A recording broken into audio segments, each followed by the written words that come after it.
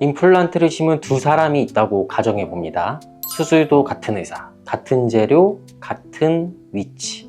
그런데 한 사람은 5년 만에 흔들리고 다른 한 사람은 20년 넘게 멀쩡하게 사용합니다. 물론 임플란트를 심는 의사의 기술과 진단 능력도 매우 중요한 요소입니다. 하지만 놀라운 건 실제로 환자 간의 차이를 만드는 가장 큰 요인은 수술 자체보다 심은 뒤에 관리에서 압도적으로 많이 갈린다는 점입니다. 임플란트는 자연치처럼 신경혈관으로부터 보호받지 못하기 때문에 작은 손상도 그대로 누적되며 시간이 지나면 문제가 될 수 있습니다. 오늘은 임플란트 수명을 가장 크게 결정하는 핵심 요소들, 치과 의사 관점에서 단 한 번에 정리해 드리도록 하겠습니다. 임플란트의 수명 곡선이 결정되는 골든타임이 첫 3개월이라고 할 수 있는데요.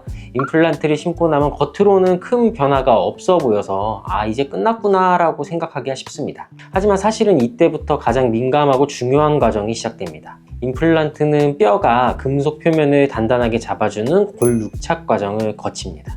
이 기초가 얼마나 튼튼하게 자리 잡느냐에 따라 앞으로 임플란트가 받는 힘을 얼마나 안정적으로 버티는지가 결정됩니다. 이 시기에 문제가 생기면 아무리 관리를 잘해도 5년, 10년 뒤 흔들림이 가능성이 높아지는 거죠. 그래서 초기 3개월 관리 원칙이 있습니다. 질기고 단단한 음식, 오징어나 견과류 같은 거죠. 이런 거를 조금 제한하셔야 되고, 씹는 힘이 임플란트 쪽에 전달되지 않도록 반대편으로 씹으셔야 됩니다. 수술 부위는 부드러운 칫솔로 압력을 최소화해서 표면만 가볍게 정리해 주시면 되고요. 실 조정, 그리고 임플란트 보철 상태에서는 정기 체크가 필수적입니다.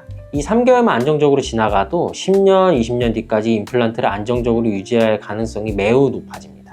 임플란트가 자연치와 가장 크게 다른 점은 충격을 흡수하는 치주인대가 존재하지 않는다는 건데요. 자연치는 씹는 힘을 일부분 완충해주는 장치가 있어서 강한 힘을 받아도 스스로 보호할 수가 있습니다. 하지만 임플란트는 이런 완충 장치가 없기 때문에 전달되는 힘을 그대로 받아들이는 구조입니다. 그래서 힘이 잘못 전달되면 문제는 생각보다 훨씬 빠르게 찾아온다는 거죠. 한쪽으로만 씹는 습관, 이갈이, 이악물기, 잘못된 교합, 그러니까 맞물리는 게 조금 이상한 거죠. 비정상적인 크라운 높이, 각도, 이 작은 힘들이 축적되면서 나사가 풀리고 보철물이 파절되고 임플란트 주변으로 뼈가 흡수되고 이런 순서로 손상이 진행될 수 있습니다. 오래 쓰는 분들은 보통 이렇게 관리합니다.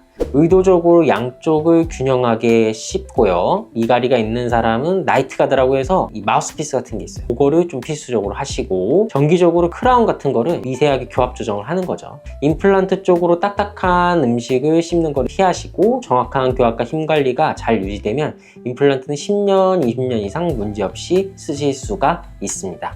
임플란트의 장기 수명을 좌우하는 가장 핵심적인 관리 요소 중 하나가 바로 힘을 어떻게 쓰고 어떻게 분산시키느냐입니다. 임플란트는 충치는 생기지 않아요. 대신 임플란트 주위염이라는 문제가 생깁니다. 이는 임플란트를 잃게 만드는, 상실하게 만드는 가장 흔한 원인인데요. 더 위험한 점은 임플란트 주위염은 초기에 거의 통증이 없다는 것입니다.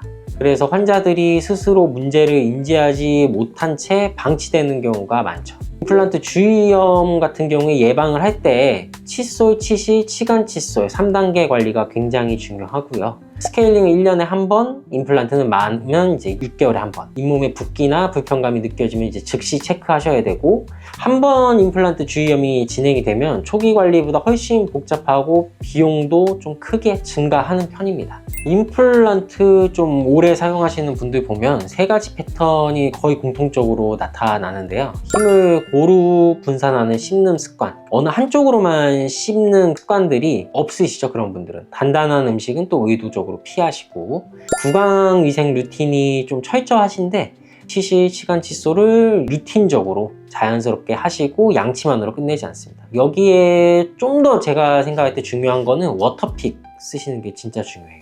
정기검진을 미루지 않으십니다. 문제는 초기에 잡으면 아무 일도 아닌데 방치하면 뼈가 녹고 잇몸이 내려가고 제거해야 되고 이런 상황까지 가게 됩니다. 이 세 가지 습관만 꾸준히 유지해도 임플란트 수명은 20년, 30년까지도 충분히 가능해집니다. 임플란트 수명은 수술보다 습관이 결정한다고 생각하시면 되는데요. 임플란트는 심는 순간 끝나는 치료가 아니라 그 이후에 모든 생활 습관이 연결되어서 수명을 결정합니다. 오늘 알려드린 4가지 관리 원칙은 가장 기본적이면서도 가장 강력한 보호장치입니다. 이 습관만 꾸준히 잡아두면 임플란트를 오래 쓰는 것은 어렵지 않습니다. 오늘도 시청해주셔서 감사합니다.